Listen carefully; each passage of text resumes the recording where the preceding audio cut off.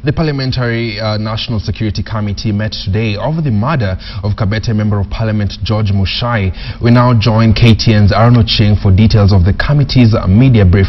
Now, Aaron, what is the message coming from the Security Committee at this point?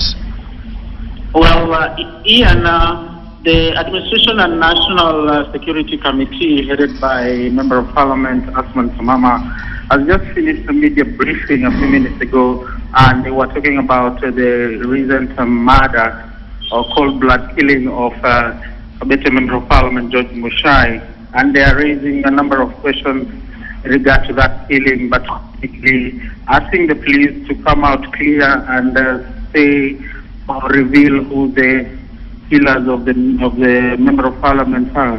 They are also questioning the manner in which the MP was killing, and if there is any evidence to show the motive of why anyone would want the Member of Parliament killed.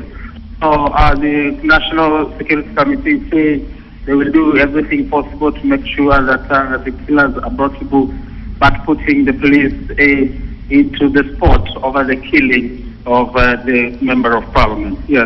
Well, Aaron, Muchai's death had received a lot of reactions, among them some arguing that VIPs are not well protected. Have the committee raised some of the issues or suggestions as to how they'd like to be protected? Yes, they are also raised the manner in which VIP are protected, because they are asking why would a Member of Parliament with two bodyguards be shot dead, all of them plus the driver. The manner in which the incident occurred, they were hit from behind by a car. They're questioning whether the VIPs were alert, why they did not cock their guns, why they did not return fire in any way. But basically, they have also suggested that people guarding the VIPs maybe should be taken for a refresher course for such incidents not to happen again. Yeah. And maybe, Aaron, if you know, do we have any feedback from Kaiseri in regards to this so far?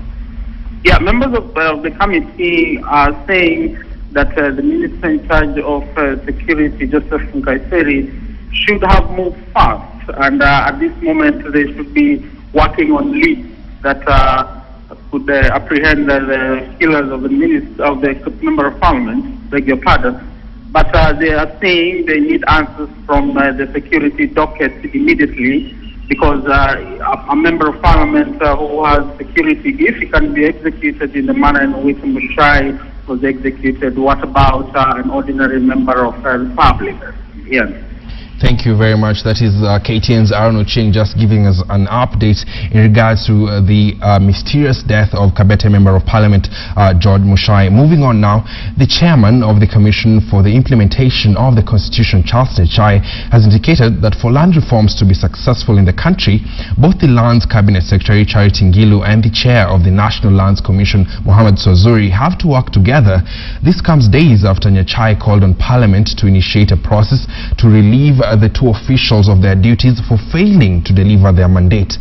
He was speaking this morning on KTN's Morning Express. The problem here seems to be an inability of the two institutions to work together more than a problem with the law. And I have to say... the institutions or the individuals leading the institutions? Well, it may be clear. You see, they speak for institutions, so it may be the individuals, but I would rather focus on the institutions. But in fairness to the National Land Commission, I am aware, for example, that the various attempts to resolve this issue, including the latest one, which is where a technical committee met after they had this meeting with the president. And the truth is, the reality is, that the technical committee had representatives from the Ministry of Lands as well as representatives from the National Land Commission. So what I would expect is, if there are a few issues that they need to streamline in that report, which is supposed to provide a solution, that's fine, that's understandable. But to come along and then reject the report in its entirety and take the whole process to square one suggests to me that there is a they're lack. being a bit dishonest. Yes, there's a lack of dishonesty. In this case, I have to say, particularly on the side of the cabinet secretary. All right. And then, this is the point, I'm saying that if they are unwilling or unable to work together, because we cannot achieve the land reforms without them working together. If they are unable or unwilling to do that, I was addressing a parliamentary committee and I told them, in your oversight role, make the determination of who is unable or unwilling here to deliver the mandate on behalf of the people of Kenya and get them to step aside. It's really as simple as that. And welcome back to KTN Newsdesk. I'm Michael Karanja. Now, the whole of last year, or part of it rather, you had something quite interesting being mentioned, the Eurobond. And today in studio, I'm joined by John Gumi, who's the regional head of investment banking at CFC Stanbic, because part of that whole deal. First of all, John, how much does it take to arrange a $2 billion Eurobond for the international market? In terms of effort, a lot. In terms of preparation, a lot. Preparation by the country to talking to investors. Yeah. Opening up its books, going through a pretty rigorous due diligence process where we and investors get a chance to look at its books, answering some very tough and awkward questions as well. It's a long process. Perhaps also the most difficult thing when you're trying to sell Kenya as an investment, or someone take up a bond, a Kenyan bond, how hard is it trying to convince investors out there? I think the most difficult thing about a Kenya is more to do with Africa, trying to sell an African story. What's happened in the last few years is that Africa is a better story. Africa is a rising story. And you can use Kenya as a proxy for Africa. Yes. But there's still a lot of ignorance out there. The investors are very sharp and very clear about the numbers and the issues, but putting color around the issues and explaining why the issues are the way they are is one of the hardest tasks. We're talking off air a bit, and we're looking at Kenya's rating is about B+ by Standard & Poor's. It's a B+. Obviously, we're not investment grade like you were telling me, but what are some of the benefits of actually moving up there and becoming an investment grade kind of country where we'll actually be able to attract more investments coming in? Investment grade will give you a lower pricing. That's the first thing. You actually enjoy a considerably better pricing than a non-investment grade country. And number two, you get a wider pool of investors. And number three, once you are an investment grade country, more people get to know about you, and it is likely that will also stimulate foreign direct investment into the country. And obviously we can't always be looking for at the international market for some of this kind of raising of capital. Just looking inward, how can banks, especially like you've been involved in this for quite a number of years, how can banks position themselves just to raise capital to support the government's agenda for development? I think we've been doing that for a long time. Yeah. If you look at recent developments, power industry has been financed a lot by capital raised here. Yeah. We as banks have financed the first phase of Kenya Pipeline and direct to Nairobi. As you know, Kenya Pipeline is looking to do an entirely new Nairobi to Mombasa pipeline. Yeah. We are looking at that as well. We're looking at the roads program. We've got interest in trying to come up with capital for the airports. There is capital here. I think the question is to turn it around and say, how best can government tap the capital available? Yeah, no, because one issue they've been trying to avoid is trying to crowd out local players, especially. That's why maybe they were looking for things like Eurobond. But just looking at that, is there enough room for both government and domestic borrowing? There is enough room if we bear in mind two things. Yeah. One, that you've got a bigger savings pool than we think we do, but we've got to attract it, to tap it. All these Chalmers and others are also part of the investment capital and the circles. And number two, they are not, foreign and domestic capital are not mutually exclusive. And just looking at that, it's easy to mention that because when you look at especially investment banks or other financial institutions out there, looking at some of the assets that they have under management, how then do you position and tell government, by the way, here, look, this much, you can actually tap into this for a certain amount that you can actually drive and actually fill in some of the gaps that you have in terms of financing? That's a fascinating question, and I will answer it by using one example. Yeah.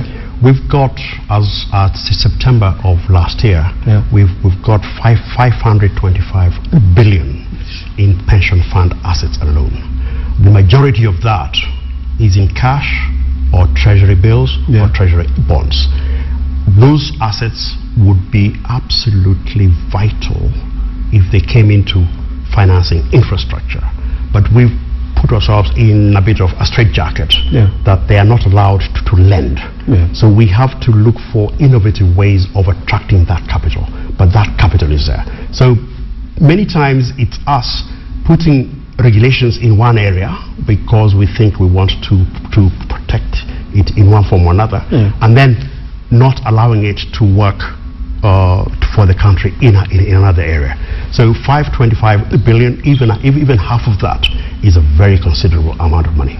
Obviously, a lot of the money that we are getting and most of the money that we're raising is obviously going towards infrastructure. But just looking, first of all, looking at what has happened so far with the infrastructure, how has it opened up this economy? The infrastructure story is all important.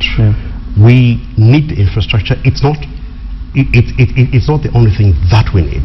But without the infrastructure, what I call the backbone of the economy, power, roads, water, ports, that sort of infrastructure, without that, you won't be able to do the other things that you want to do. So if you take the telecom industry, it's telecom sector, it was Safaricom and the others laying down that infrastructure that has built the basis for the vibrant telecommunications industry we now have.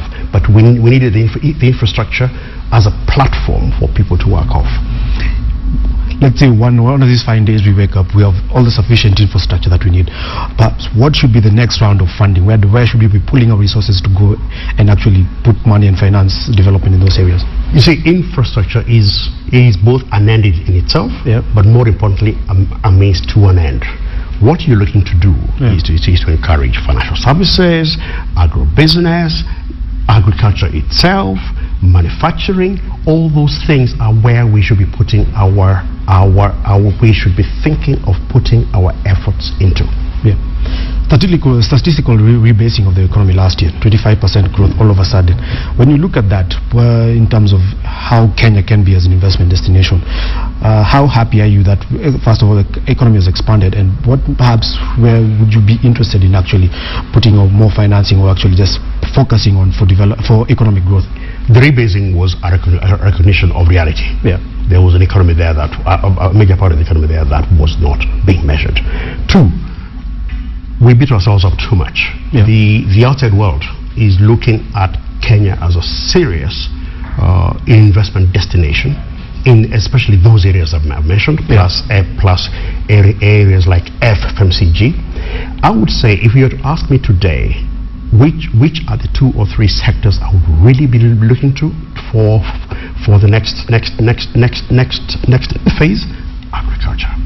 Agriculture and all the value chain connected to that will be such a major stimulus to the economy. So it's time to focus on that value add that the government has been talking about so much. That value add, it is critical to focus on it. It's not as visible, but its impact is absolutely enormous. And those who've read the economic histories of Southeast Asia know that focusing on that area was a major reason for the takeoff.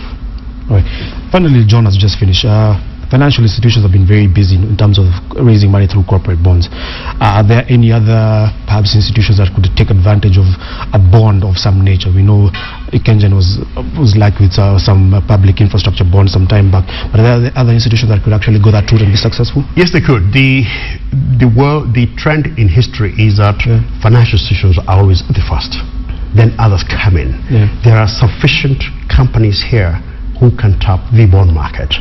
Why they don't, by and large, is 2 reasons. Number one, that the banks are flush and the banks are lending to corporates, contrary to everything you hear. The banks do lend. And number two, we still have some way to go to make that process easy for companies to access the bond market. We've gone some way, but we still have some way. All right. Thank you very much. That has been John Gumi, the Regional Head of Investment Banking at CFC Stanbic, just telling us about how Kenya is well poised for economic growth. Ian Wafula. Well, in that unfortunate story of the passing on of 25 funds brings us to the close of this bulletin. But, of course, do join us in our subsequent bulletins for more details, including the very story of Muchai's death. My name is Ian Wafula. Enjoy the rest of your viewing.